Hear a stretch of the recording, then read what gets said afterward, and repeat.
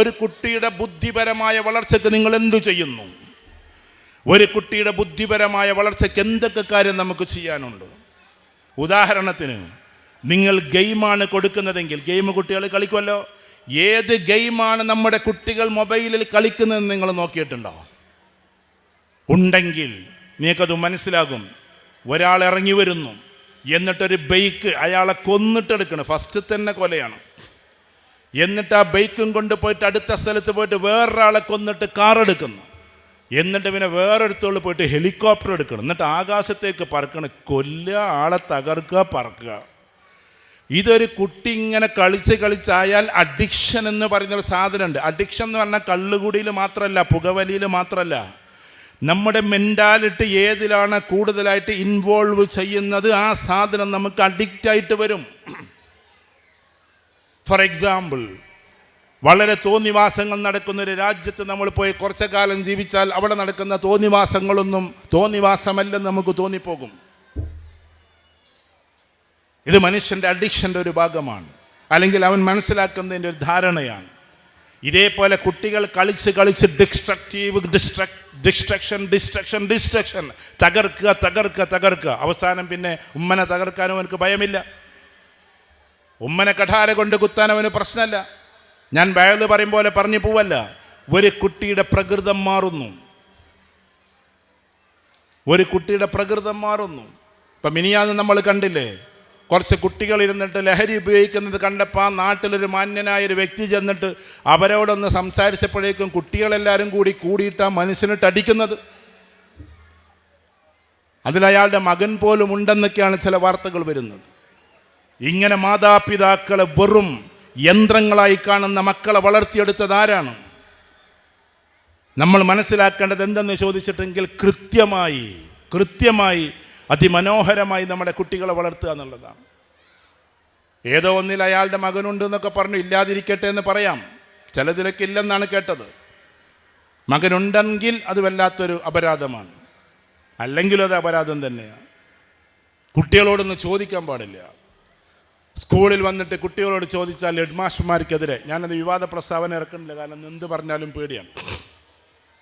ഞാൻ പൊതുവെ വിവാദങ്ങൾ പ്രസംഗിക്കാത്ത ഒരാളാണ്. ഒരു സംഘടനയെക്കുറിച്ച് ഒന്നും ഞാൻ പറയാൻ നിൽക്കില്ല, കാരണം ഞാനൊരു പ്രത്യേക സംഘടനൻ്റെ ആളെയല്ല. ഞാൻ ഇന്നേ വരെ ഒരു സംഘടനയിൽ മെമ്പറുമല്ല, ഒരു രാഷ്ട്രീയ പാർട്ടിയിലും മെമ്പറല്ല. ഇന്നേ വരെ ഞാൻ മെമ്പർഷിപ്പ് ഒന്നിലും എടുത്തിട്ടില്ല. ചിലതിൽ വർക്ക് ചെയ്തിട്ടുണ്ടാവും. ഇപ്പം ഞാൻ സ്വതന്ത്രനായി നിൽക്കുന്നു, ഒരു സംഘടനയിലും ഞാനില്ല. വക്കാല ഇന്നനി മിനൽ മുസ്ലിമീൻ, ഒരു മുസ്ലിമാണെന്ന് പറയാനാണ് ഞാൻ ആഗ്രഹിക്കുന്നത്, വിശുദ്ധ ഖുർആൻ പറയുന്നത് പോലെ. അപ്പം ഞാൻ പറഞ്ഞു വരുന്നത് ഇത്രയുമാണ്. എൻ്റെ പ്രിയപ്പെട്ടവരെ, 7 വയസ്സ് വരെ നല്ല സ്റ്റോറി ടെല്ലിങ്ങിലൂടെ കൊണ്ടുപോകൂ. അപ്പം കുട്ടികൾക്ക് ടെക്നോളജി കൂടുതൽ കൊടുത്താൽ അവരുടെ അഡിക്ഷൻ അതായി മാറും. ഞാൻ പറഞ്ഞ നിങ്ങൾ വളരെ ശ്രദ്ധിച്ച് കേൾക്കണം. 7 വയസ്സിന് മുമ്പേ നിങ്ങളുടെ കുട്ടികൾ തോണ്ടി ഇങ്ങനെ പോയാൽ പിന്നെ ആ കുട്ടിക്ക് എന്ത് കഥ പറഞ്ഞു കൊടുക്കാനാണ്? അല്ലെങ്കിൽ നിങ്ങൾ ഈ ടെക്നോളജിയിൽ അഭിരമിച്ചിരിക്കുന്ന കുട്ടികൾക്ക് ചാനലൈസേഷൻ നടത്തണം. ഞാൻ പറഞ്ഞ വളരെ ശ്രദ്ധിച്ച് കേൾക്കണം. നിങ്ങൾ നല്ല സ്റ്റോറി ടെല്ലിംഗ് ഉണ്ട്, അത് നിങ്ങൾ കുട്ടികളെ കേൾപ്പിക്കണം. കുട്ടികൾക്ക് ഭാഷ പഠിക്കണോ? ഏതായാലും അവർ കാർട്ടൂണ് കാണുന്നുവെങ്കിൽ ഭാഷ മാറ്റി കാർട്ടൂണ് കാണിപ്പിക്കണം. ഞാൻ പറയുന്നത് അതിന് അനുവാദമല്ല. ഇന്നിപ്പോൾ ഏതായാലും അങ്ങനെ നടക്കുന്നുവെങ്കിൽ ഒന്ന് ചാനലൈസേഷൻ നടത്തുക. കുട്ടികൾ കാർട്ടൂൺ കാണുന്നുണ്ടെങ്കിൽ അറബിയിൽ കാണിച്ചു കൊടുക്കും. ഞാൻ ഉറപ്പിച്ചു പറയുന്നു, അതിമനോഹരമായി മോഡേൺ അറബിക്ക് അവർക്ക് പെട്ടെന്ന് പഠിക്കും. പിന്നെ നിങ്ങൾ ഈ മദ്രസ അല്ലെങ്കിൽ സ്കൂൾ എന്നൊക്കെ പറഞ്ഞാൽ കുറേ ഇടങ്ങറായി പഠിപ്പിക്കേണ്ട കാര്യം ഉണ്ടാവില്ല. കാരണം അവരുടെ ക്യാരക്ടേഴ്സിൻ്റെ ഡയലോഗ് അവർ മറക്കില്ല. അവർക്ക് ഇഷ്ടപ്പെട്ട ക്യാരക്ടറൈസാണത്. ആ ക്യാരക്ടേഴ്സ് അറബിയിൽ ഇങ്ങനെ പറയുമ്പോൾ അറബി പഠിയും, ഇംഗ്ലീഷിൽ പറയുമ്പോൾ ഇംഗ്ലീഷ് പഠിയും. അതിമനോഹരമായി കുട്ടികളത് പറയും. ആ ഒരു രീതിയിലെങ്കിലും നിങ്ങൾ ചാനലൈസേഷൻ നടത്തി. കുട്ടികൾക്ക് ടെക്നോളജി കൊടുക്കുന്നുവെങ്കിൽ കുറച്ച് സമയം കൊടുക്ക്, മാക്സിമം ഒരു 2 മണിക്കൂർ. അടുത്ത കാലത്തൊക്കെ ഇനി വരാനിരിക്കുന്ന രോഗം തന്നെ ഐ ഡ്രൈനസ് ആണ്, കണ്ണ് വരണ്ടു പോവുക. അതിനുള്ള മരുന്നൊക്കെ ഇറങ്ങാൻ പോവാണ്. അതിശക്തമായിട്ട് കുട്ടികൾക്കത് വരാൻ പോവാണ്. ബാലൻസ് തെറ്റുന്ന കുട്ടികളുടെ എണ്ണം കൂടിക്കൊണ്ടിരിക്കുകയാണ്. പണ്ടൊക്കെ 70 വയസ്സ് കഴിഞ്ഞാൽ ആ പാർക്കിങ്സും ബാലൻസ് തെറ്റലൊക്കെ ഉള്ളത്. ഇപ്പോൾ ഏകദേശം 13-14 വയസ്സുള്ള കുട്ടികളോ ആശുപത്രി നിറയാൻ പോവാണ്. ഇത്രയും കുട്ടികൾ, കാരണം കിടന്നിങ്ങനെ കാണുന്നു, കഴുത്തിങ്ങനെ വെച്ച് അങ്ങനെ തന്നെ. എന്തൊക്കെ സംഭവിക്കാമെന്നറിയോ? 2.5 മണിക്കൂർ തീരുന്നത് വരെ കുട്ടി ഇങ്ങനെ കിടക്കുകയാണ്. നമ്മളും അങ്ങനെ തന്നെ. കിടന്നിട്ടല്ല. അഥവാ കുട്ടികൾ കിടന്ന് കാണണമെങ്കിൽ ഇരുന്നിട്ട് കണ്ടോ, തല താഴ്ത്തല്ല, ഇങ്ങനെ പൊക്കിക്കോന്ന് കുറച്ചാൾ റെസ്ട്രിക്ഷൻ കൊടുത്തു കഴിഞ്ഞാൽ പിന്നെ ഒരു കുറേശ്ശൊക്കെ ശരിയായിക്കോളും.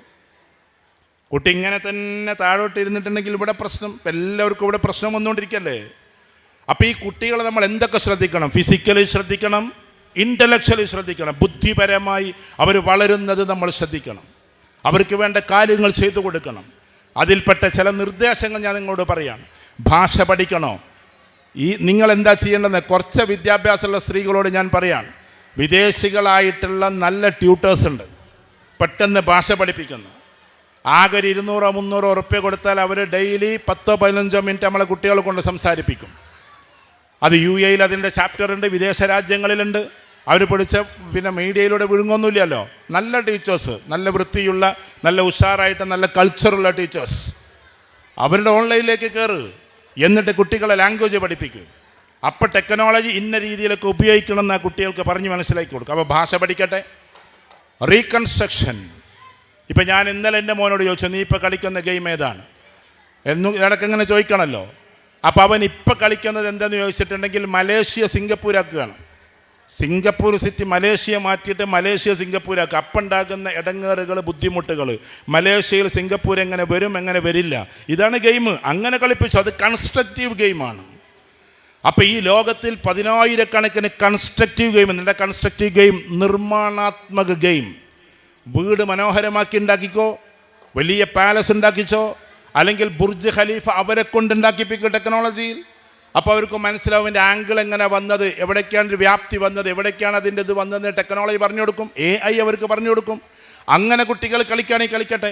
നെഗറ്റീവ് ഗെയിമിലേക്ക് പോകാതെ നിങ്ങൾ ശ്രദ്ധിക്കണം. അങ്ങനെ കുട്ടികളെ 7 വയസ്സ് വരെ കഥകൾ പറഞ്ഞ് കൂട്ടുകാരാക്കി. കാരണം പ്രീ ഗ്യാങ് സ്റ്റേജാണ്. വളരെ ശ്രദ്ധിക്കണേ. എന്താ പ്രീ ഗ്യാങ് സ്റ്റേജ് എന്ന് പറഞ്ഞാൽ? എന്ന് വെച്ചാൽ കുട്ടികൾ ഗ്യാങ്ങിലേക്ക് പോകുന്നതിന് മുമ്പുള്ള സ്റ്റേജിൻ്റെ പേരാണ് പ്രീ ഗ്യാങ് സ്റ്റേജ്. ഗ്യാങ്ങിലേക്ക് പോകുന്നതിന് മുമ്പുള്ള സ്റ്റേജ്. എന്തായാലും അവർ ഗ്യാങ്ങിലേക്ക് പോകും. അത് പോസിറ്റീവ് ഗ്യാങ് ആവാം, അല്ലെങ്കിൽ നെഗറ്റീവ് ഗ്യാങ് ആവാം. എന്താ നെഗറ്റീവ് ഗ്യാങ് എന്ന് വെച്ചാൽ അത് തുടങ്ങൽ എപ്പോഴാണെന്നറിയോ? നമ്മുടെ നാട്ടിലൊരു പൂരമുണ്ടായാൽ, ചില നേർച്ച എന്ന പേരിലും പൂരങ്ങൾ നടക്കാറുണ്ട്. പുതിയങ്ങാടി പൂരം പോലെ, നേർച്ച പോലെ, ബാൻഡ് വാദ്യങ്ങളും അതും ഇതും കള്ളു കുടിച്ച് ആടലുകളും ഒക്കെയായി. അവിടെ കിടക്കുന്ന ആൾക്കാരൊക്കെ മഹാരഥന്മാരാണ്. പക്ഷെ അതല്ലാത്ത ആഭാസങ്ങൾ കാട്ടിക്കൂട്ടുന്ന ചില സ്ഥലങ്ങളിലേക്ക് അയച്ചാൽ തന്നെ കുട്ടികൾ ഒരു പക്ഷേ ഇതിലേക്ക് തുടങ്ങുന്ന അവസ്ഥയുണ്ടാകും. എല്ലാവരും അങ്ങനെയുണ്ടെന്ന് ഞാൻ പറയുന്നില്ല. അങ്ങനത്തെ ദിവസങ്ങളിലാണ് ഇതൊക്കെ തുടങ്ങുക. കുട്ടികൾക്ക് സ്വാതന്ത്ര്യം കിട്ടുന്ന സമയത്ത് ബർത്ത്ഡേ പാർട്ടികൾ, നിങ്ങൾ ആഘോഷപൂർവ്വം കഴിക്കുന്ന ബർത്ത്ഡേ പാർട്ടികൾ കഴിക്കണോ കഴിക്കണ്ടേ, അതൊക്കെ നിങ്ങൾ ആലോചിച്ചോ? ഞാൻ എന്തായാലും എൻ്റെ മക്കളുടെ ഇത് കഴിക്കാറില്ല. ഞാൻ പറയുന്നത് എന്തെന്ന് ചോദിച്ചിട്ട്, ബർത്ത്ഡേ പാർട്ടിയിലേക്ക് പോയി കഴിഞ്ഞാൽ ആഭാസകരമായ ലോകത്തിലേക്ക് കുട്ടികൾ കുറേ കഴിഞ്ഞാൽ പോവാണ്. എന്തൊക്കെ ഇപ്പോൾ ബർത്ത്ഡേ പാർട്ടിക്ക്. ഇപ്പം ഇന്നാളെ ഏതോ ഒരു കാസർഗോഡ് ഒരു ബർത്ത്ഡേ പാർട്ടി നടന്നു. കുട്ടി എങ്ങനെ പൊക്കിക്കൊണ്ടുപോവുക, ജാഥ ഉണ്ടാക്കുക. ഒരു കുട്ടീനെങ്ങനെ പൊക്കിക്കൊണ്ടുപോവുക, എന്നിട്ട് വലിയ റാലി ഉണ്ടാക്കുക. നമ്മൾ ആദ്യം വിചാരിച്ച നബിദിന റാലിയാണെന്ന്, പിന്നെ വിചാരിച്ച ഈ കുട്ടീൻ്റെ ബർത്ത്ഡേ ആണ്. അതിന് ഭയങ്കര ചെലവ്. എല്ലാം ഇപ്പം അങ്ങോട്ടും ഇങ്ങോട്ടും ആയില്ലേ. അവിടെ മഞ്ഞ കല്യാണമാണെങ്കിൽ ഇവിടെ തലേന്നത്തെ കല്യാണം, സ്പോട്ട് മാരേജ്, അതേമാതിരി തന്നെ പിന്നെ മിക് മാരേജ്, പിന്നെ മോക്ക് മാരേജ് അല്ലേ. കുട്ടികളുടെ ഭാഷകളൊക്കെ വേറെയാണ്. പുതിയ തലമുറക്ക് അതറിയില്ല. ഇക്കിക്കിയിൽ അക്കൗണ്ട് എടുക്കുക എന്നാ പറയാ. ഇക്കിക്കി എന്താണെന്ന് മനസ്സിലായോ? ICICIക്ക് അവരെ പേരെന്ന് പറയാണ് ഇക്കിക്കി. പുതിയ തലമുറയുടെ ലാംഗ്വേജാണ്. നാളെ എൻ്റെ ചെറിയ മോൻ, ഇതൊക്കെ സ്കൂളിൽ നിന്ന് പഠിച്ച് വരുന്നതാണ്. എൻ്റെ മോനെ മൊബൈൽ എന്തോ ഒരു കാര്യം ചോദിച്ച് ഞാനതിങ്ങനെ ചെയ്തു കൊടുത്തപ്പോൾ പറയാണ് തങ്കു തങ്കു എന്ന് പറഞ്ഞു. അപ്പോൾ താങ്ക് യുവിൻ്റെ പുതിയ വേർഷനാണ് തങ്കു തങ്കു.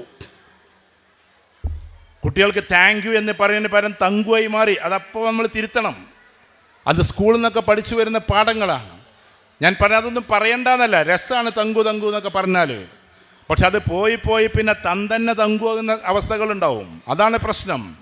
നമ്മളൊക്കെ എന്തായി മാറി? കുട്ടികളെ ഭാഷയിൽ പറഞ്ഞാൽ തന്തവൈബാണ്. തള്ളവൈബും തന്തവൈബും. ഇങ്ങനെ തന്തയും തള്ളയുമാക്കി നമ്മളൊരു മൂലക്കലിരുത്തും.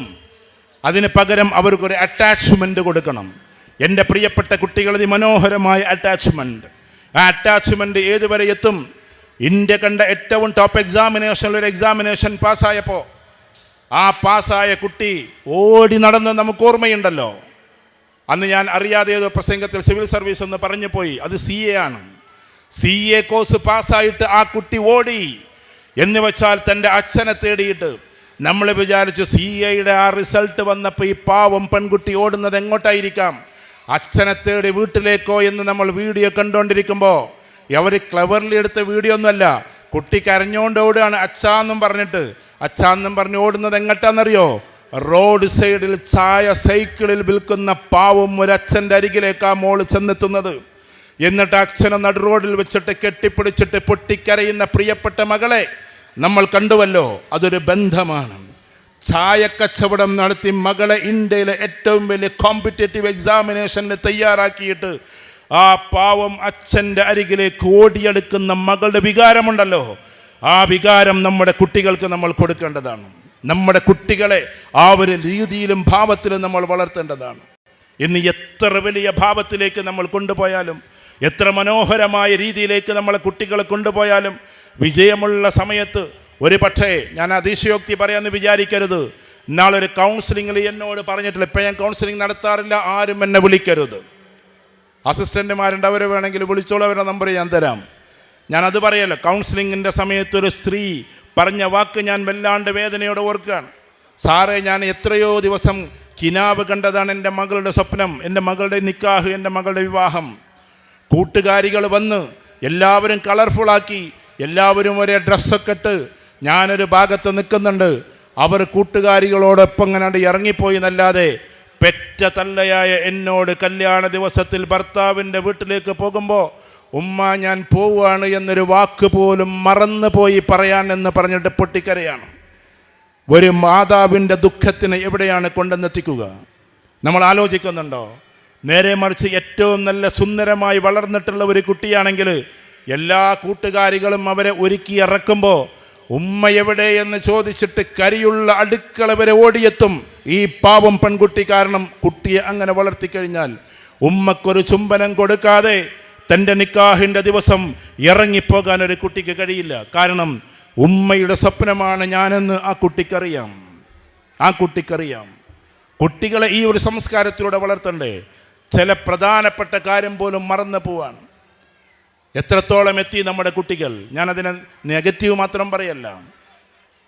ഏതെങ്കിലും എവിടെയെങ്കിലും എക്കിളിപ്പെടുത്തുന്ന രംഗങ്ങളിലൂടെ കടന്നുപോയി അവസാനം അതിനെ പ്രണയമാക്കി മാറ്റി, ആ പ്രണയത്തെ ഗൗരവപൂർവ്വമാക്കി അവസാനം അവനോട് പറയാണ് ഉമ്മാനിപ്പാനിക്ക് വലിയ വിലയൊന്നുമില്ല, ഞാൻ വരാന്ന്. ഇങ്ങനെ എത്ര പെൺകുട്ടികൾ, എത്ര ആൺകുട്ടികൾ. ഇതേത് ലോകം? ഇതാണോ നിയോ ലിബറലിസം? ഇന്ന് ലോകം മുഴുവൻ നിയോ ലിബറലിസം നിങ്ങൾ പറയാം, അതൊക്കെ വെറുതെ പറയാണ്. എല്ലാ സ്ഥലത്തും നിയോ ലിബറലിസം എന്ന് പറയുന്ന സാധനം മാറി മാറി അവർ വാല്യൂസിലേക്ക് പോയിക്കൊണ്ടിരിക്കുകയാണ്. അള്ളാഹുവിൻ്റെ അനുഗ്രഹത്താൽ ഇപ്പം 56 രാജ്യം ഞാൻ സന്ദർശിച്ചു. 56 രാജ്യങ്ങളിൽ നിങ്ങൾ പറയുന്ന ലണ്ടനും ഓസ്ട്രേലിയയിലും ഈ പറയുന്ന ഫ്രാൻസും നെതർലാൻഡ്സും സ്വിറ്റ്സർലാൻഡ്സും ഒക്കെ നമ്മൾ പോയി തന്നെയാണ്. ആ സ്ഥലങ്ങളിലൊക്കെ ഇപ്പോൾ വാല്യൂസ് മടങ്ങി വന്നുകൊണ്ടിരിക്കുകയാണ്. കാരണം അവരിത് സഹിച്ച് അവസാനം ഇതൊന്നുമല്ല ജീവിതമെന്നവർ തിരിച്ചറിയാം. ഞാൻ സ്പീച്ചിൻ്റെ തുടക്കത്തിൽ നിങ്ങളോട് പറഞ്ഞില്ലേ, ഈ ആർട്ടിഫിഷ്യൽ ഇൻ്റലിജൻസിനെ വളർത്തിയെടുക്കുന്ന വലിയ സയൻറ്റിസ്റ്റുകളുടെ ലോകത്തിൽ നിന്ന് ഇന്നലെ ഒരാൾ രാജിവെച്ചത് കാരണം മനുഷ്യനെ ഇല്ലാതെയാക്കുന്ന ഈ പ്രവൃത്തിക്ക് ഇനി ഞാനില്ല എന്ന് പറഞ്ഞിട്ടാണ്. ഇന്നലെ അദ്ദേഹം ഇന്ന് മാധ്യമം എടുത്തു നോക്ക്, പത്രങ്ങൾ എടുത്തു നോക്കുന്നത് പ്രധാനപ്പെട്ടൊരു ന്യൂസാണിത്. ഇങ്ങനെ സയൻസിൻ്റെ ലോകത്തിലുള്ളവർ വരെ മാതാപിതാക്കളും മനുഷ്യരും എന്ന് വല്ലാണ്ട് ആകുലപ്പെട്ട് കഴിയുന്ന ഒരു കാലത്ത് നമ്മളെങ്ങോട്ടാണ് സഞ്ചരിക്കുന്നത്? നമ്മുടെ മക്കളെ എങ്ങോട്ടാണ് നമ്മൾ വിടുന്നത്? ഈ മക്കളെ ഇങ്ങനെ ആക്കുന്നതിൽ നമുക്കും ഒരു ചെറിയ പങ്കില്ലേ? എങ്ങനെയായി പങ്കെന്നറിയോ? ഇപ്പോൾ ഉദാഹരണത്തിന് ഓരോ കുട്ടിയും നമ്മളിൽ നിന്ന് അകലുന്നത് എന്തുകൊണ്ട്? ഞാൻ പറയാം. നമ്മളെക്കാൾ കൂടുതൽ അവരുടെ സുഹൃത്തുക്കൾ അവർക്ക് സ്നേഹം കൊടുക്കുന്നത് കൊണ്ട്. അങ്ങനെ പറയുന്നതുകൊണ്ട് നിങ്ങൾക്കൊന്നും തോന്നരുത്. കാരണം നമ്മൾ സ്നേഹിക്കുക എന്ന് പറഞ്ഞാൽ അവർ വരുമ്പോഴേക്ക് ചായ ഉണ്ടാക്കി വെക്കുക, ചോറുണ്ടാക്കിയിട്ട് അത് കഴിക്കുക എന്ന് പറയുക, എന്നിട്ട് നിർബന്ധിപ്പിച്ച് കഴിപ്പിക്കുക, എന്നിട്ട് പിന്നെ കസിൻ ബ്രദേഴ്സിൻ്റെ ഓടെ സിസ്റ്റേഴ്സിൻ്റെ ഓടെ ഒന്ന് പോയി വരിക. ഇതാണ് സ്നേഹം എന്നാണ് നമ്മൾ വിചാരിച്ചത്. പക്ഷേ കുട്ടികൾക്ക് എത്ര തവണ നമ്മൾ കൈ കൊടുക്കുന്നു? വെൽഡൻ എന്ന് പറഞ്ഞിട്ട് കൈ ഹസ്തദാനം, അതൊരു വല്ലാത്തൊരു പവറാണ്. സ്വന്തം മാതാവിനങ്ങനെ നോക്കും. അങ്ങനെയാണ്. എത്ര മനോഹരമായിരിക്കും ആ രംഗങ്ങളൊക്കെ എന്നറിയും. അവർ സ്കൂൾ എന്നെ ഒരു പരിപാടിക്ക് വിളിച്ചു. പോകാൻ സമയമില്ലായിരുന്നു. അവിടെ ആർട്സ് ഡേൻ്റെ എന്തോ ഒരു ദിവസത്തിലാണ്. ഞാൻ വരില്ല എന്ന് പറഞ്ഞു. അതേ സ്കൂളിൽ വെച്ചിട്ട് മക്കളുടെ ഒരു മത്സരം നടന്നു. 3 ജില്ലകൾ തമ്മിലുള്ള മത്സരം, സ്കേറ്റിങ്ങിൻ്റെ മത്സരമാണ്, ടയർ ഷൂവിൻ്റെ മത്സരമാണ്. അപ്പോൾ എൻ്റെ ചെറിയ മോൻ എന്നോട് പറഞ്ഞു, ഇപ്പം നിങ്ങൾ എന്തായാലും എൻ്റെ സ്കേറ്റിങ് കാണാൻ വരണമെന്ന്. ഞാനിങ്ങനെ ആലോചിച്ച്, അവർ ഗസ്റ്റായിട്ട് വിളിച്ചിട്ട് പോകാൻ എനിക്ക് നേരമില്ല, പിന്നെ ഇവൻ്റെ സ്കേറ്റിംഗ് കാണാൻ എങ്ങനെ പോവാൻ? പക്ഷെ എൻ്റെ മനസ്സിലൊരു കോൺട്രാഡിക്ഷൻ ഉണ്ടായി. ഞാൻ അന്ന് പോയി. സ്കൂളുകാർക്കും വലിയ സന്തോഷമായി, നിങ്ങൾ അന്ന് വന്നില്ലല്ലോ, ഒന്നെങ്കിലും വന്നല്ലോ എന്നൊക്കെ പറഞ്ഞു. എനിക്ക് നല്ല ഉറപ്പുണ്ട് അവനന്ന് പ്രൈസ് എടുക്കുന്നത്. 3 സ്കൂളുകളോട് മത്സരിച്ച് അവൻ വലിയ പ്രൈസിലേക്ക് പോകുമ്പോൾ അവനിങ്ങനെ തിരിഞ്ഞു നോക്കുന്നത് ഞാൻ കാണുന്നുണ്ട്. കാരണം എന്താണെന്നറിയോ? ഉപ്പ ഇത് കാണുന്നുണ്ട് എന്ന ഹീറോയിസമായിരുന്നു അവനുണ്ടായിരുന്നത്. ഞാൻ എൻ്റെ വികാരം പറയുന്നത് നിങ്ങൾ ക്ഷമിക്കണം. അഥവാ എൻ്റെ ഉപ്പ അപ്പുറത്ത് നിന്നിട്ട് എൻ്റെ ഈ സ്കേറ്റിങ്ങിൻ്റെ മത്സരം കാണുന്നുണ്ട് എന്ന പോയിന്റിലേക്ക് എത്തുമ്പോൾ തിരിഞ്ഞു നോക്കുന്ന എൻ്റെ മകനെ ഞാൻ നിറക്കണ്ണുകളോടെ നോക്കി നിന്നിട്ടുണ്ട്. അത് ജസ്റ്റ് ഒരു സ്കേറ്റിംഗ് ആകാം, തലോടലാണ്. സമയമില്ലെങ്കിൽ പോലും നമ്മുടെ മക്കൾക്ക് വേണ്ടി സമയം കണ്ടെത്തൽ ഏറ്റവും പ്രധാനപ്പെട്ട കാര്യമാണ്. അതുകൊണ്ട് ഞാനൊരു കാര്യം പറഞ്ഞോട്ടെ, നമ്മുടെ മക്കൾക്ക് വേണ്ടി നമ്മൾ സമയം ചെലവഴിച്ചേ പറ്റൂ. 7 വയസ്സ് മുതൽ അങ്ങോട്ട് 10 വയസ്സ് വരെ മറ്റൊരു രീതിയിലൂടെയാണ് നമ്മൾ വളർത്തേണ്ടത്. മറ്റൊരു രീതിയിൽ, അത് കുറച്ചും കൂടി ഇൻ്റലക്ച്വലായി കുട്ടികളെ എത്തിപ്പിക്കലാണ്. അവിടെ നിന്ന് അങ്ങോട്ട് പ്രത്യേക ഗൈഡൻസ് കൊടുത്ത് 15 വയസ്സ് വരെ, അഥവാ അവൻ്റെ 10ാം ക്ലാസ് വരെ മറ്റൊരു രൂപത്തിലൂടെയാണ് നമ്മൾ വളർത്തിക്കൊണ്ടുവരേണ്ടത്. എല്ലാവരെയും ഒരേ രൂപത്തിലല്ല വളർത്തേണ്ടത്. കൊച്ചുകുട്ടിക്കാലത്ത് ഇതാ ഇപ്പോൾ അവിടെ നിന്നിട്ട് ഒപ്പന പോലെ കളിക്കുന്ന ആരെങ്കിലും കുഴപ്പം പറയുമോ? ഇല്ലല്ലോ. നേരെ മറിച്ച് അത് 15 വയസ്സുള്ള 2 ആൾക്കാരാണെങ്കിൽ നമ്മൾ എന്താ പറയുക? അവർക്ക് എന്തോ ഒരു കുഴപ്പമുണ്ടെന്നാണ് പറയുക. ഓരോ കുട്ടികളുടെയും ലെവല് വേറെയാണ്. ആ കുട്ടികൾ കളിക്കണം. നിങ്ങൾ കളിച്ചോ മക്കളെ? നിങ്ങളെ പ്രായത്തിലുള്ളവരൊക്കെ കളിക്കണം. നേരെ മറിച്ച് വലുതായാൽ അത് വേറെ കോലമാണ്, വേറെ രൂപമാണ്. ആ രൂപത്തെ വേറെ തന്നെ നമ്മൾ കാണണ്ടേ? അപ്പം നമ്മുടെ കുട്ടികളെ വളർത്തിയെടുക്കുന്നത് നിങ്ങൾ വളരെ ശ്രദ്ധിക്കണം. അവർക്ക് ബുദ്ധിപരമായ സാമർഥ്യം കൊടുക്കാൻ ഏറ്റവും പ്രധാനപ്പെട്ട ഒന്ന് അവരുടെ ഗെയിമിനെ ചാനലൈസ് ചെയ്യലാണ്. രണ്ടാമത്തത് അവർക്ക് നല്ല പുസ്തകങ്ങൾ കൊടുന്ന് വായിപ്പിക്കലാണ്. ഇനി നിങ്ങളുടെ വീട്ടിൽ ലൈബ്രറി ഇല്ലെങ്കിൽ ലൈബ്രറിയിൽ മെമ്പർഷിപ്പ് എടുത്തിട്ട് കുട്ടികളെ വായനാശീലരാക്ക്. സെലക്റ്റീവ് റീഡിങ്ങിലേക്ക് കുട്ടികളെ കൊണ്ടുപോ. Selective reading. അപ്പം നിങ്ങൾ പറയും ഇപ്പം ടെക്നോളജി ഒക്കെ ഇല്ലേ, അത് വായിച്ചാൽ പോരെയെന്ന്. അതൊക്കെ തെറ്റാണ്. ടെക്നോളജിയിൽ ഇമോഷൻ ഇല്ല എന്നാണ്. ഈ അടുത്തിടെ ഒരു പ്രധാനപ്പെട്ട ഒരു വ്യക്തി പറയുന്നുണ്ട്, എഴുത്ത് പോലും നമ്മൾ മറന്നു പോയിരിക്കുന്നു, സ്വയം കൈപ്പട പോലും നഷ്ടപ്പെട്ടു പോയിരിക്കുന്നു. നമ്മളിപ്പോൾ എഴുതലില്ല, ഒക്കെ ടൈപ്പ് ചെയ്യലല്ലേ. ഇനി നമ്മൾ പേനൊക്കെ എടുത്ത് എഴുതാൻ നിന്നാൽ കോലൊക്കെ മാറിയിട്ടുണ്ടാവും. കാരണം വികാരങ്ങളില്ലാത്ത ഒരു അക്ഷരസ്ഫുടതയിലേക്ക് നമ്മളെത്തി. കവിതകൾ വായിക്കാൻ പോലും ഇല്ലാത്തൊരവസ്ഥയിലേക്ക് നമ്മളെത്തി. ഒരു ഭാര്യയെക്കുറിച്ച് പറയുമ്പോൾ വെറും 4 വരികൾ പറഞ്ഞുകൊണ്ട് കവികൾ എത്ര മനോഹരമാക്കുന്നു അതിനെ. പഴയ വരിയാണെങ്കിൽ പോലും എന്ത് രസമാണ്. ഭാര്യനെ സപ്പോർട്ട് ചെയ്തിട്ടൊരു ഭർത്താവിനോട് പറയുന്നൊരു കവിയുടെ ശകലമാണ്. അമ്മിയിൽ അരച്ചരച്ച്, പണ്ടത്തെ അമ്മീനെ പറ്റിയേ പറയുന്നത് കേട്ടോ, അപ്പം അമ്മിയൊന്നുമില്ലല്ലോ. അമ്മിയിൽ അരച്ചരച്ച് കൈകൾ കുഴയാത്തതിന് നിങ്ങളവരെ ശകാരിക്കല്ലേ. കാരണം അമ്മിയിൽ അരയുന്നത് പാവം അവളാണ്. അടുപ്പിലൂതി കണ്ണുകൾ നിറയാത്തതിന് നിങ്ങളവരെ കുറ്റപ്പെടുത്തല്ലേ. അടുപ്പിലെ വിറകായി എരിയുന്നത് പാവം അവളാണ്. ഇരുട്ടത്തിരി വെളിച്ചം തന്നില്ലെന്നോതി നിങ്ങളവരെ ഒരിക്കലും ശകാരിക്കല്ലേ. ചിതയിലെ അഗ്നി പോലെ നിങ്ങളുടെ ജീവിതത്തിൻ്റെ മുമ്പിൽ നിന്ന് കത്തിയാളുന്നത് പാവം അവളാണ്. 3 വരി അതിലുണ്ടെല്ലാം. അമ്മിയെയും മടുപ്പിനെയും തീയെയും പറഞ്ഞുകൊണ്ടൊരു ഭാര്യനെ എത്ര മഹത്വവൽക്കരിച്ചു ഒരു കവി. പ്രവാചക തിരുമേനി സല്ലല്ലാഹു അലൈഹി വസല്ലമയുടെ യാത്രയെ പറ്റിയിട്ട് ഒരുപാട് മേറാജ് പ്രഭാഷണങ്ങളൊക്കെ നമ്മൾ കേട്ടിട്ടുണ്ടാകും. പക്ഷേ അതിമനോഹരമായൊരു വരിയുണ്ട്, ടെഹരോ ടെഹരോ സറായ മുഹമ്മദ് ഹം നജീബർ കോ ദേഖാ നഹീ ഹേ. ആകെ 2 വരിയല്ലേ ഉള്ളൂ. ടെഹരോ ടെഹരോ സറായ മുഹമ്മദ് ഹം നജീബർ കോ ദേഖാ നഹീ ഹേ. ഒരു ഭാവനയാണ്. നക്ഷത്രങ്ങൾ മുഴുവൻ പറയുന്നത് പോലെയുള്ളൊരു ഭാവന. ഒന്ന് നിൽക്കൂ മുഹമ്മദേ സല്ലല്ലാഹു അലൈഹി വസല്ലം, ഞങ്ങൾ നിങ്ങളെ കൺകുളിർക്കവന്ന് കണ്ടോട്ടെ. എന്താ ഇത്ര വേഗത്തിൽ നിങ്ങൾ പോകുന്നത്? കാലങ്ങളായി ഞങ്ങൾ കാത്തിരിക്കുകയാണ് നിങ്ങളുടെ ഈ യാത്രയെ. വെറും 2 വരിയാണ്. നക്ഷത്രങ്ങൾ മിഅ്റാജിനെ കുറിച്ച് പറയുന്നത് പോലെയുള്ള വരി. കവിക്ക് അത്ര പ്രാധാന്യമുണ്ടോ? കവിതയ്ക്ക് അത്രമാത്രം പ്രഭവമുണ്ടോ? അതിൻ്റെ 2 വരി എഴുതാൻ പോലും നമുക്ക് പറ്റുന്നില്ലെങ്കിൽ നമ്മുടെ കുട്ടികൾക്ക് പറ്റുന്നില്ലെങ്കിൽ പോട്ടെ, എഴുതാൻ പറ്റുന്നില്ലെങ്കിൽ, വായിക്കാൻ പറ്റുന്നില്ലെങ്കിൽ, അപ്പം കുട്ടികൾക്ക് ഡിഫറെൻ്റ് സ്കില്ലുകൾ കൊടുക്കണം. കുട്ടികളെ നല്ല രസകരമായിട്ട് കാലിയോഗ്രഫി വരപ്പിക്കണം. കാലിയോഗ്രഫി, അറബിക് ലെറ്ററിൻ്റെ അല്ലെങ്കിൽ ഇംഗ്ലീഷ് ലെറ്ററിൻ്റെ എല്ലാറ്റിലും കാലിയോഗ്രഫി ഉണ്ട്. എത്ര രസമായിരിക്കുന്നു. അതിലങ്ങണ്ട് പെട്ട കുട്ടികൾ ഭയങ്കര മനോഹരമായി എഴുതാൻ തുടങ്ങും. എൻ്റെ ഒരു സുഹൃത്തിൻ്റെ മകളുണ്ട്, ദുബായിലാണ്. അവൾ ഈ കാലിയോഗ്രഫി എഴുതിയിട്ട് അത് വലിയ വിലക്ക് വിൽക്കുന്നുണ്ട്. അതാ രസം. കാലിയോഗ്രഫി മനോഹരമായിട്ട് എഴുതിയിട്ട് അത് കൈപ്പടയാണെന്ന് ബോധ്യപ്പെടുത്തി അറബ് വംശജർക്ക് വിറ്റുകൊണ്ടേയിരിക്കുകയാണ്. ഇങ്ങനെ എന്തൊക്കെ കാലിയോഗ്രഫിയിലൂടെ കൊണ്ടുപോകാം, കളറിങ്ങിലൂടെ കൊണ്ടുപോകാം, കുട്ടികളെ ടെക്നോളജിയിലൂടെ കൊണ്ടുപോകാം. ഇപ്പം നാസിൽ എന്ന് പറയുന്നൊരു കുട്ടി ഉണ്ടായിരുന്നു എൻ്റെ കൂടെ ഇപ്പോൾ മൊറോക്കോ യാത്രയിലേക്ക്, അൽ ഹിന്ദിൻ്റെ ഒരു യാത്രയായിരുന്നു നാസിൽ. അവൻ്റെ ഇതെന്താണെന്നറിയാം, നിങ്ങൾ യൂട്യൂബ് തുറന്നാൽ കിട്ടും. വെറും +2 കഴിഞ്ഞിട്ടുള്ളൂ. ഞാൻ അവൻ്റെ പരസ്യം പറയല്ല കേട്ടോ, അവനെ പറ്റി പത്രങ്ങളും എല്ലാം എഴുതിയതാണ്. IIT-യിൽ പഠിച്ച കുട്ടികൾക്ക് ഇവരെ ക്ലാസ് എടുക്കുകയാണ് നാസിൽ. ഇവൻ +2 കഴിഞ്ഞിട്ടുള്ളൂ. ഗെയിമിങ് നിർമ്മാണം എങ്ങനെയാണ്, അതിൻ്റെ പ്രഭവ കേന്ദ്രം എവിടെ നിന്ന്, അത് ആർട്ടിഫിഷ്യൽ ഇൻ്റലിജൻസ് കൺവേർട്ട് ചെയ്യൽ എങ്ങനെ, ചുരുക്കി പറഞ്ഞാൽ അവനൊരു അപാര ബുദ്ധിജീവി. അവനെപ്പറ്റി പത്രങ്ങളും മീഡിയകളൊക്കെ ഇഷ്ടംപോലെ വാർത്തകൾ അവനെക്കുറിച്ച് വന്നതാണ്. ഒരു കുട്ടിയെ ചാനലൈസ് ചെയ്തപ്പോൾ അത്ഭുതകരമായ പ്രതിഭാസമായി. ഞാൻ കുറേ മുമ്പ് ഒരു പരിപാടിക്ക് പോയപ്പോൾ ചെമ്മാട്ടിൽ ഏകദേശം അവന് ഇവിടെ വെച്ചിട്ടുള്ളൊരു പരിപാടിയിലും റിയാദിൽ വെച്ചൊരു പരിപാടിയിലും അതേ പ്രകടനം നടത്തി. ആകെ 10 വയസ്സേറ്റുള്ളൂ. എന്നിട്ട് മൊത്തം സദസ്സിനോട് ലോകത്തിൻ്റെ രാജ്യം പറയാൻ അവൻ ക്യാപിറ്റൽ പറയും, ക്യാപിറ്റൽ പറയാൻ അവൻ രാജ്യം പറയും, രാജ്യം പറയാൻ ഭാഷ പറയും, ഭാഷ പറഞ്ഞാൽ അവൻ രാജ്യം പറയും. ചുരുക്കി പറഞ്ഞാൽ ലോകത്തിലെ മുഴുവൻ രാജ്യങ്ങളും അതിൻ്റെ ക്യാപിറ്റലുകളും അവിടുത്തെ ഭാഷകളും അവിടുത്തെ സംസ്കാരങ്ങളും എല്ലാം കൂടി തലയിലേക്ക് കയറ്റിയിരിക്കാൻ. അപ്പോൾ അവൻ്റെ ജ്യേഷ്ഠൻ UNOയുടെ ഒരു പ്രത്യേകമായ കോഴ്സ് കഴിഞ്ഞൊരു വലിയൊരു പൊസിഷനിലാണ്. ഞാൻ ആ ജ്യേഷ്ഠനോട് ചോദിച്ചു എങ്ങനെ ഈ കുട്ടി ഇങ്ങനെ പഠിച്ചതെന്ന്. ഗ്ലോബ് കൊണ്ടുവന്നെടുത്തിട്ട് ലോകരാജ്യങ്ങളെ മുഴുവൻ അങ്ങോട്ടാക്കി ക്യാപിറ്റൽ പഠിപ്പിച്ചത് ഞാൻ ചോദിപ്പിച്ചിട്ട് ഇങ്ങനെയൊക്കെ അവനെ ഭാവിയിൽ സിവിൽ സർവീസുകാരനാക്കണം എന്ന് എൻ്റെ ആഗ്രഹം. അതുകൊണ്ട് ലോകത്തിലെ മുഴുവൻ അറിവും പെട്ടെന്ന് കിട്ടാൻ ഗ്ലോബ് കൊണ്ടുവന്നെടുത്തിട്ട് ഇത് ചെയ്യിപ്പിച്ചാൽ മതി എന്നവൻ പറയണം. അവൻ ഹൈലി എഡ്യൂക്കേറ്റഡാണ്. ജ്യേഷ്ഠൻ ചെയ്തെടുക്കുന്ന പണിയാണ്. നമ്മളെ കുട്ടികൾ ഇതുവരെ ഗ്ലോബ് കണ്ടിട്ടുണ്ടോ? ആഫ്രിക്ക എവിടെ കിടക്കുന്നത്, ആഫ്രിക്കയിൽ ഉഗാണ്ട എവിടെ കിടക്കുന്നത്, അതൊക്കെ ആർക്കറിയണം. എന്നിട്ട് ഭാവിയിൽ നമ്മൾ ഉഗാണ്ട തരിക ബിസിനസ് തുടങ്ങാൻ വേണ്ടിയിട്ട്. ലോകത്തിൻ്റെ മുഴുവൻ മാപ്പും കുട്ടികളുടെ തലയിലേക്ക് കയറിയ ലോകത്തിനെ കുറിച്ചൊരു വിവരം ഉണ്ടാവുന്നു.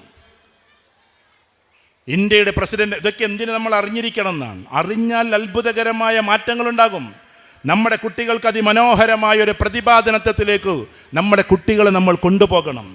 അപ്പോൾ ഇവിടുത്തെ സ്കൂൾ സിസ്റ്റം നിങ്ങളുടെ സ്കൂളുകൾ 6ാം ക്ലാസ് വരെ മാക്സിമം 7ാം ക്ലാസ്സിലേക്കൊക്കെ കടക്കുന്നുണ്ടാവുള്ളൂ. ഇനി നിങ്ങൾ ചെയ്യേണ്ടത് എന്താണെന്നറിയോ? ഞാൻ ഉപദേശിക്കല്ല.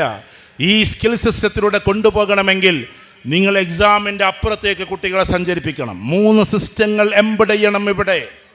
ഞാനൊരു ചെറിയൊരു ഉപദേശമാണെന്ന് വിചാരിച്ചോ അല്ലെങ്കിൽ നിർദ്ദേശമാണെന്ന് വിചാരിച്ചോ, ഉപദേശിക്കാൻ ഞാൻ ആളല്ലെങ്കിലും, നമ്പർ 1 കുട്ടികൾക്ക് ഹൈലി സ്പിരിച്വാലിറ്റി കൊടുക്കണം. നല്ല ആത്മീയ പ്രഭാവം കൊടുക്കണം. എന്തിനാതെന്നറിയോ?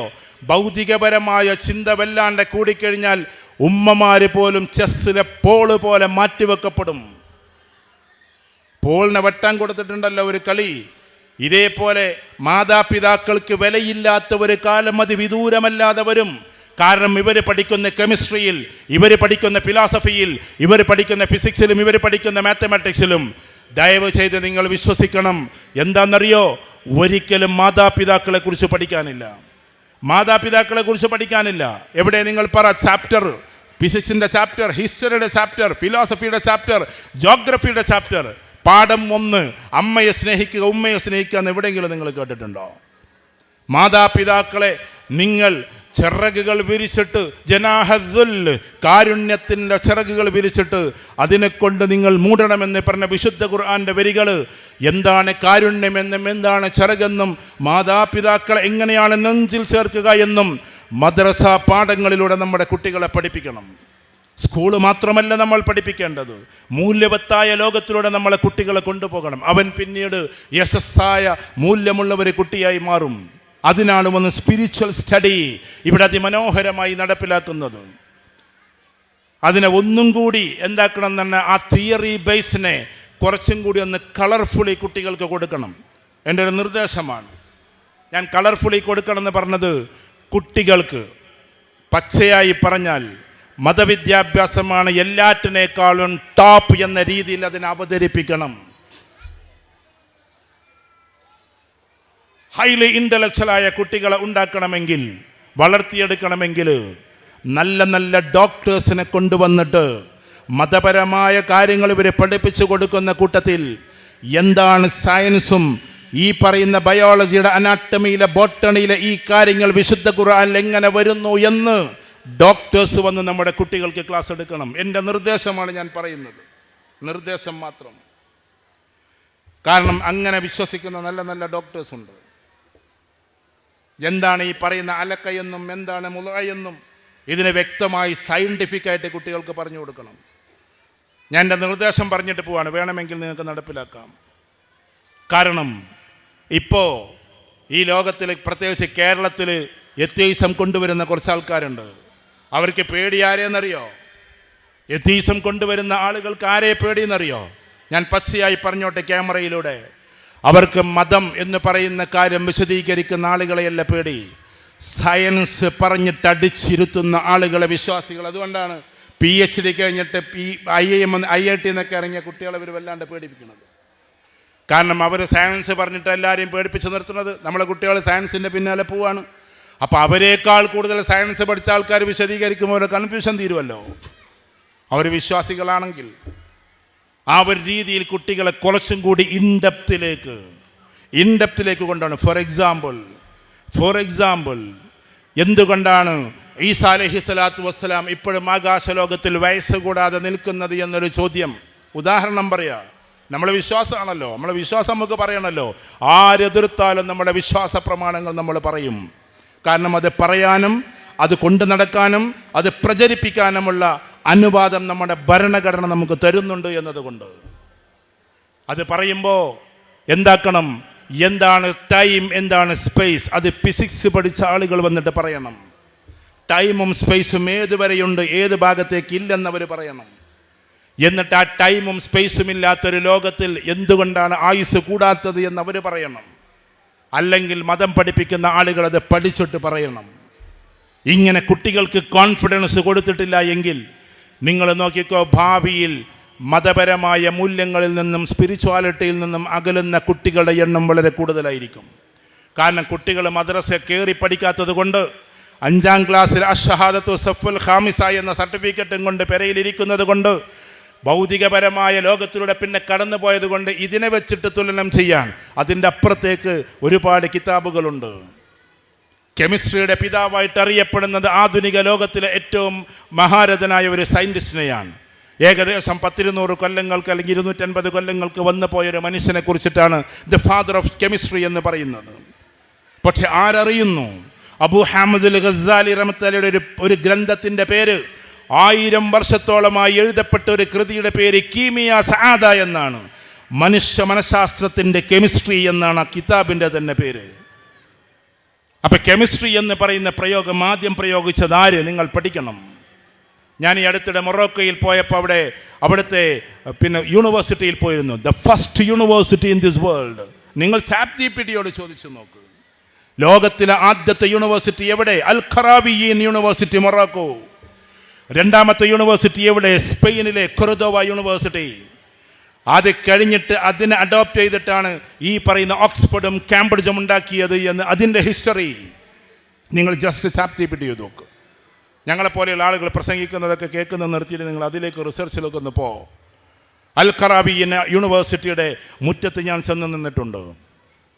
എന്ന് വെച്ചാൽ ഹിജ്റ 400-ാമത്തെ വർഷങ്ങളിലൊക്കെ നടന്നു പോയിട്ടുള്ള ഒരുപാട് ഇതിഹാസപരമായിട്ടുള്ള കാര്യങ്ങളെക്കുറിച്ച് പഠിപ്പിച്ചിട്ടുള്ള യൂണിവേഴ്സിറ്റി.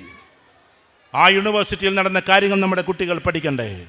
ഓക്സ്ഫോർഡ് യൂണിവേഴ്സിറ്റിയും കാംബ്രിഡ്ജും ടെക്സസും കാലിഫോർണിയ യൂണിവേഴ്സിറ്റിയും ഹാർവാർഡ് യൂണിവേഴ്സിറ്റിയും ഈ പറയുന്ന സ്റ്റാൻഫോർഡ് യൂണിവേഴ്സിറ്റിയും യാലെ യൂണിവേഴ്സിറ്റിയും ഒക്കെ ഉണ്ടാകുന്നതിൻ്റെ നൂറ്റാണ്ടുകൾക്ക് മുമ്പേ ഖറാവിയ്യൻ യൂണിവേഴ്സിറ്റി ഉണ്ടായിട്ടുണ്ട്. അതിന് ഹിസ്റ്ററിയുടെ 3 മുഖം നിങ്ങൾ പഠിക്കണം. Ancient history, medieval history, modern history. Modern history എന്തുകൊണ്ട് ഹൈജാക്ക് ചെയ്തു എന്നുള്ള കാര്യം ഭൗതികപരമായി നമ്മുടെ കുട്ടികൾ പഠിച്ചിട്ട് ദീനിലേക്ക് മടങ്ങട്ടെ. അങ്ങനെ അതിമനോഹരമായി അവർ ഡോക്ടറായതിനു ശേഷം അവർ സർജനായി മാറുമ്പോൾ അനസ്തേഷ്യക്കെടുത്തിട്ട് ഇങ്ങനെ കിടക്കുന്ന രോഗിയുടെ വയറ്റിലൂടെ ബ്ലേഡ് പായിക്കുമ്പോൾ ഓപ്പറേഷന്റെ കത്രിക പായിക്കുമ്പോൾ അല്ലാഹുമ്മ അദ്ഹിബിൽ ബഅസ റബ്ബന്നാസ് വശ്ഫി അൻത ശാഫി എന്ന പ്രാർത്ഥന ചൊല്ലാൻ മറക്കാത്ത ഡോക്ടറായി നമ്മുടെ കുട്ടികൾ മാറട്ടെ. വിശ്വാസ പ്രമാണങ്ങളിലൂടെയുള്ള ജൈത്രയാത്രയാണ്. ആ ഒരു അവസ്ഥയിലേക്ക് നമ്മുടെ കുട്ടികളെ സ്പിരിച്വലി കൊണ്ടുപോകാനാണ് അതിമനോഹരമായ മൂല്യമുള്ള സിലബസുകൾ ഇവിടെ നിങ്ങൾക്ക് വേണ്ടിയിട്ട്, നമ്മുടെ മക്കൾക്ക് വേണ്ടിയിട്ട് കൊടുത്തിട്ടുള്ളത്. ഇനി ഞാനൊരു കാര്യം പറഞ്ഞോട്ടെ. രണ്ടാമത്തെ നമ്മുടെ കുട്ടികൾക്ക് കൊടുക്കേണ്ടത് ഏതാ? പ്രിയപ്പെട്ട തങ്ങൾ വരുന്നുണ്ട്. തങ്ങൾ വരുന്നത് വരെയാണ് എൻ്റെ പ്രഭാഷണം. തങ്ങൾ വന്നാൽ ഇൻഷാ അല്ലാഹ് ഇതെല്ലാവരും ഇവിടെ ശ്രദ്ധിച്ചിരിക്കണം. ഞാൻ എൻ്റെ സംസാരം അവസാനിപ്പിക്കുകയാണ്. രണ്ടാമത്തെ നമ്മുടെ കുട്ടികൾക്ക് കൊടുക്കേണ്ടത്, പ്രിയപ്പെട്ട രക്ഷിതാക്കളെ നമ്മൾ കൊടുക്കേണ്ടത് ഇൻ്റലക്ച്വലാണ്. സ്പിരിച്വൽ കഴിഞ്ഞാൽ ഏറ്റവും പ്രധാനപ്പെട്ടത് ബുദ്ധിപരമായ വിദ്യാഭ്യാസമാണ്. അതിന് നമ്മുടെ രക്ഷിതാക്കളുടെ ഭാഗത്തുനിന്ന് നല്ല നല്ല പോളിസികൾ ഉണ്ടാകണം. നമ്മളെ രക്ഷിതാക്കൾ ഒരിക്കലും കുട്ടികളെ കടുപ്പിച്ചു കാണരുത്. അഥവാ അധ്യാപകരായ ആളുകൾ എന്തെങ്കിലും ഒരു മിസ്റ്റേക്ക് നമ്മുടെ കുട്ടികളുടെ അടുക്കൽ കണ്ടാൽ അത് നമ്മളോട് പറഞ്ഞാൽ ദയവ് ചെയ്ത് കുട്ടികളെ ശകാരിക്കാനോ അടിക്കാനോ നിൽക്കണ്ട. അതെങ്ങനെയാണ് നേരെയാക്കുക എന്ന് നോക്കണം. ഒരിക്കലോടും അധ്യാപകരോട് തർക്കിക്കാൻ നിൽക്കല്ലേ. അധ്യാപകർ ഒരു കുട്ടിയെ കുറിച്ചിട്ട് മോശമായിട്ട് പറയൂല. ഞാനും ഒരു അധ്യാപകനാണ്, അല്ലെങ്കിൽ ആയിരുന്നു, അതുകൊണ്ട് പറഞ്ഞോട്ടെ. നമ്മുടെ ക്ലാസ് റൂമിൽ ഇരിക്കുന്ന ഒരു കുട്ടിയെ കുറിച്ചിട്ട് മോശമായി ക്ലവർലി പറയാൻ ഒരു അധ്യാപകന് കഴിയില്ല. ആ കുട്ടിയുടെ അടുത്ത് എന്തെങ്കിലും ഒരു മിസ്റ്റേക്ക് കാണുമ്പോൾ അത് ചിലപ്പോൾ രക്ഷിതാക്കളോട് പറഞ്ഞൊന്ന് വരും. നല്ല അധ്യാപകരാരും, ചിലപ്പോൾ മോശമായ അധ്യാപകരുണ്ടാകാം, ഇല്ലെന്ന് ഞാൻ പറയുന്നില്ല, നല്ല അധ്യാപകരാരും ഒരിക്കലും കുട്ടികളെ വൃത്തികേട് പറയില്ല. അതുകൊണ്ട് എൻ്റെ പ്രിയപ്പെട്ട രക്ഷിതാക്കളെ, നമ്മുടെ കുട്ടികളെ സുന്ദരമായി അതിമനോഹരമായി വളർത്തുക, കൂട്ടുകാരാക്കി വളർത്തുക. കുട്ടികൾക്ക് എല്ലാം ഒന്ന് പറയാനുള്ള ഒരു തുറന്ന ആളായിരിക്കണം ഉമ്മ. ഉമ്മനോടൊപ്പം അത് പറയാൻ പറ്റുമോ പേടിക്കരുത്. അപ്പം കുട്ടി ഉൾവലിയും, എന്നിട്ട് കൂട്ടുകാരോട് പറയും. അങ്ങനെയൊക്കെയാണ്. നാളെ കൗൺസിലിങ്ങിൽ ഒരു കുട്ടി നടന്നൊരു സംഭവം ഞാൻ പറഞ്ഞല്ലോ. എല്ലാറ്റിലും A+ കിട്ടി, മാത്സിൽ മാത്രം പോയി. ആ കുട്ടി വീട്ടിലേക്ക് ചെന്നപ്പോൾ ഉമ്മ മിണ്ടിയില്ല. കാരണം എല്ലാറ്റിലും A+ കിട്ടാത്തത് കൊണ്ട്. ആ കുട്ടിക്ക് കിട്ടിയിട്ടില്ല എന്നുള്ളതല്ല പ്രശ്നം, അനുജൻ്റെ കുട്ടിക്ക് കിട്ടി എന്നുള്ളതാണ് പ്രശ്നം. ചുരുക്കി പറഞ്ഞാൽ ആ A+ കിട്ടാത്തതുകൊണ്ട് ആ മകളാകെ സങ്കടപ്പെട്ട് വീട്ടിലേക്ക് പോയപ്പോൾ ഉമ്മ മിണ്ടിയില്ല, കൈ കൊടുത്തില്ല. പിന്നീട് പിറ്റത്തെ ദിവസം സ്കൂളിലേക്ക് പോയപ്പോൾ ഹൈന്ദവനായ ഒരു ആൺകുട്ടി ചോദിക്കണം, എന്താ മോളെ നീ കരഞ്ഞിരിക്കുന്നതെന്ന്. എൻ്റെ ഉമ്മ എനിക്കൊരു കൈ പോലും തന്നില്ല, 9 A+ എടുത്തിട്ടുമെന്ന് പറഞ്ഞപ്പോൾ ആ കുട്ടി ആദ്യമായിട്ടൊരു കൈ കൊടുത്തു. ആ കുട്ടി ആ കൈ വാങ്ങിക്കുകയും ചെയ്തു. അത് പിന്നെ പ്രണയമായി മാറി. അങ്ങനെയാ കൗൺസിലിങ്ങിന് വരുന്നത്. എന്നിട്ട് ഈ കുട്ടി പറഞ്ഞ വാക്കെന്താണെന്നറിയോ? അന്ന് എൻ്റെ ഉമ്മ എനിക്കൊരു കൈയെങ്കിലും തന്നിരുന്നെങ്കിലും സാറേ ഈ പ്രണയം തുടങ്ങില്ലായിരുന്നു എന്നാണ്. അപ്പം മിക്ക കുട്ടികളും കേടായി പോകുന്നതിൻ്റെ ഹേതുകം ഞാനടക്കമുള്ള രക്ഷിതാക്കളാണ്. അതുകൊണ്ട് എൻ്റെ രക്ഷിതാക്കളോട് എനിക്ക് പറയാനുള്ളത്, നമ്മുടെ കുട്ടികളെ സുഹൃത്തുക്കളായി വളർത്ത്, മൂല്യത്തിലൂടെ വളർത്ത്, കഥകൾ കേൾപ്പിച്ച് വളർത്ത്. അതിമനോഹരമായി നമ്മുടെ കുട്ടികളെ മൂല്യത്തിൻ്റെ ചുവയിലൂടെ കൊണ്ടുപോകും. രണ്ടാമത്തെ കാര്യം ബുദ്ധിപരമാണെങ്കിൽ, മൂന്നാമത്തത് മനുഷ്യരോടുള്ള ബന്ധങ്ങളെക്കുറിച്ച് പഠിപ്പിക്കുക. ഞാനും എൻ്റെ കുട്ടികളും എൻ്റെ തട്ടാനും എന്നുള്ള പഴയ സ്ലോഗൻ വിട്. മനുഷ്യരാശിയോട് നല്ല ബന്ധമുള്ള കുട്ടികളാക്കി നമ്മളെ കുട്ടികളെ വളർത്ത്. അയൽവാസിയോട് ബന്ധമുള്ള, നാട്ടുകാരോട് ബന്ധമുള്ള, ജെന്റലായി വർത്തിക്കുന്ന, ടീച്ചേഴ്സിനോടൊക്കെ നല്ല രീതിയിൽ പെരുമാറുന്ന, സമൂഹത്തോട് പ്രതിബദ്ധതയുള്ള ഈ ലോകത്തിലെ ഏറ്റവും വലിയ കരിയർ ഏതാണെന്നറിയോ? പ്രിയപ്പെട്ട രക്ഷിതാക്കളെ, ഞാൻ നിങ്ങളോടാണ് ചോദിക്കുന്നത്. ഡോക്ടറല്ല, എഞ്ചിനീയറല്ല, കളക്ടറല്ല, അവരൊക്കെ വലിയ സ്ഥാനത്ത് തന്നെയാണ്. അവരുടെ എല്ലാ സ്ഥാനത്തെയും മാനിച്ചുകൊണ്ട് തന്നെ പറഞ്ഞോട്ടെ, ഈ ലോകത്തിലെ കരിയറിലെ ഏറ്റവും ടോപ്പ് പൊസിഷൻ സോഷ്യൽ റിഫോമർ എന്നതാണ്. എന്താ സോഷ്യൽ റിഫോമർ? സോഷ്യൽ റിഫോമർ എന്ന സമൂഹത്തെ മാറ്റിമറിച്ച, അവരെ നന്മയിലേക്ക് നയിക്കുന്ന മഹാരഥന്മാരായ മനുഷ്യരാണ് ഈ ലോകത്തിലെ ഏറ്റവും വലിയ കരിയർ പൊസിഷനിൽ ഇരിക്കുന്നവർ. ഒരു പക്ഷേ രാഷ്ട്രീയക്കാർക്ക് പോലും അത് സാധിക്കാറുണ്ട്. രാഷ്ട്രീയത്തിൻ്റെ ക്ലീഷേ ടൈപ്പല്ല ഞാൻ പറയുന്നത്. നമ്മൾ നിൽക്കുന്നത് മലപ്പുറം ജില്ലയിലാണ്. ഈ ജില്ലയെ വിദ്യാഭ്യാസപരം, ഇവിടെ വല്ല പാർട്ടിക്കാരും ഉണ്ടാകും. പക്ഷെ ഒരു കാര്യം പറഞ്ഞോട്ടെ, ഞാൻ പാർട്ടിയല്ല പറയുന്നത്. നിങ്ങളെപ്പോലെയുള്ള പെൺകുട്ടികൾ, അഥവാ ഏകദേശം ഒരു 10, 30, 35, 40 വർഷങ്ങൾക്ക് മുമ്പേ പള്ളിക്കൂടത്തിൽ മാത്രം പോയിരുന്ന കുട്ടികളെ നോക്കിയിട്ട്, അവരുടെ മാതാക്കളെ നോക്കിയിട്ട് യൂണിവേഴ്സിറ്റിയെക്കുറിച്ച് പ്രസംഗിച്ചൊരു മഹാമനുഷ്യനുണ്ടായിരുന്നു. അദ്ദേഹത്തിൻ്റെ പേരാണ് CH മുഹമ്മദ് കോയ സാഹിബ്. യൂണിവേഴ്സിറ്റി എന്ന് ഇംഗ്ലീഷിലോ സർവകലാശാല എന്ന് ശുദ്ധമായ മലയാളത്തിലോ പറയാനറിയാത്ത പാവം ഉമ്മാമമാരെ നോക്കിക്കൊണ്ട് കോന്തലയിൽ അണക്കി വെച്ചിട്ടുള്ള പൈസ എറിഞ്ഞത് ഞാൻ എൻ്റെ പാവം കുട്ടികൾക്കൊരു യൂണിവേഴ്സിറ്റി തുടങ്ങട്ടെ എന്ന് പറഞ്ഞ മനുഷ്യരുണ്ടായിരുന്നു. അവരുടെ ആ ഒരു വല്ലാത്ത ദിഷണാബോധത്തിലൂടെയാണ് പിന്നീട് കാലാന്തരങ്ങളിലൂടെ ഇത്തരം വിദ്യാഭ്യാസ സമുച്ചയങ്ങളൊക്കെ ഉണ്ടായത്. അതുകൊണ്ട് എൻ്റെ പ്രിയപ്പെട്ടവരെ, ഇവിടെ ഇരിക്കുന്ന ഓരോ രക്ഷിതാക്കളും നവോത്ഥാന പ്രക്രിയയിലാണ്. തൻ്റെ പിൻഗാമികളായ തൻ്റെ കുട്ടികളെ മൂല്യത്തോടെ ബുദ്ധിപരമായി, സാമൂഹ്യപരമായി, രാഷ്ട്രപരമായി വളർത്തിക്കൊണ്ടുവരിക എന്ന ഒരു ലോകമാണ്. അതിന് നിങ്ങൾ ചെയ്യേണ്ടത് ഇത്രയേ ഉള്ളൂ. ഒരുപാട് കാര്യങ്ങളൊന്നുമില്ല. ഞാൻ നേരത്തെ പറഞ്ഞ പോലെ കുട്ടികളോട് കൂട്ടുകാരാവുക, അതിമനോഹരമായി സ്നേഹിക്കുക, ഇടയ്ക്കൊക്കെ അവർക്ക് ചുംബനം കൊടുത്ത് വളർത്തുക, അവരുടെ ചെറിയ നല്ല കാര്യത്തിന് പോലും പ്രമോഷൻ കൊടുക്കുക. നല്ല കാര്യങ്ങൾ വന്നു കഴിഞ്ഞാൽ അവർക്ക് സ്വന്തമായിട്ട് നിങ്ങൾ തന്നെ കപ്പുകളും അതേപോലെ തന്നെ മറ്റുള്ളതൊക്കെ കൊടുക്കുക. പതക്കം കൊടുക്കേണ്ടത് സ്കൂളുകാർ മാത്രമല്ല, ഉമ്മാക്കും കൊടുക്കാം പതക്കം. കുട്ടികൾക്ക് പുസ്തകം വാങ്ങിക്കൊടുക്കുക. ഉദാഹരണത്തിന് ഒരു കൊച്ചു പുസ്തകമെന്ന് വിചാരിക്കുക, ആകെ അതിന് 200 രൂപ വിലയുള്ളൂ എന്ന് വിചാരിക്കുക. ആ 200 രൂപ വിലയുള്ള പുസ്തകം കൊടുക്കുമ്പോൾ അതിൻ്റെ ആദ്യത്തെ പേജിൽ നിങ്ങൾ കുറിച്ചു വെക്കണം, പ്രിയപ്പെട്ട എൻ്റെ പൊന്നുമോൾക്ക് സ്നേഹപൂർവ്വം ഉമ്മ എന്ന്. പറ്റുമെങ്കിൽ അതിൽ ഡേറ്റും കുറിച്ച് വെച്ചേക്ക്. അവളുടെ പേരക്കുട്ടിക്ക് കാണിച്ചു കൊടുക്കും.